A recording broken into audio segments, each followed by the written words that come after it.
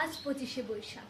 আমি আরাধ্যা গুরুদেব রবীন্দ্রনাথ ঠাকুরের লেখা কৃষ্ণকলি কবিতাটি আবৃত্তি করতে যাচ্ছি।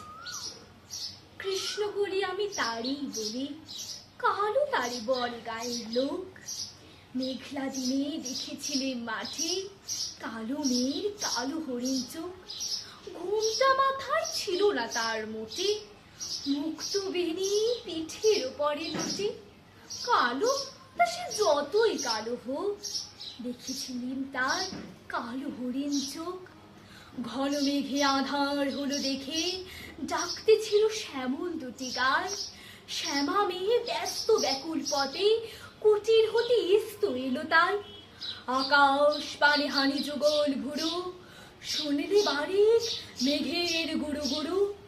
কালো তা সে যতই কালো হোক, দেখেছি তার কালো হরিণ চোখ। পুবে বাতাস এলো হঠাৎ ধেয়ে, ধানের খেতে খেলিয়ে গেল ঢেউ। আলের ধারে দাঁড়িয়েছিলেন একা, মাঠের মাঝে আর ছিল না কেউ। আমার পানে দেখলে কিনা চেয়ে, আমি জানি আর জানি সেই মেয়ে।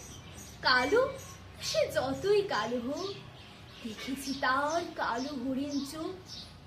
এমনি করে কালো কাজল মেঘ জ্যৈষ্ঠ মাসে আসে ঈশান কোণে। এমনি করে কালো কোমল ছায়া আষাঢ় মাসে নামে তমাল বনে। এমনি করে শ্রাবণ রজনীতে হঠাৎ খুশি ঘনিয়ে আসে চিতে। কালো সে যতই কালো হোক, দেখেছি তার কালো হরিণ চোখ। কৃষ্ণকলি আমি তারই বলি, আর যা বলে বলুক অন্য লোক।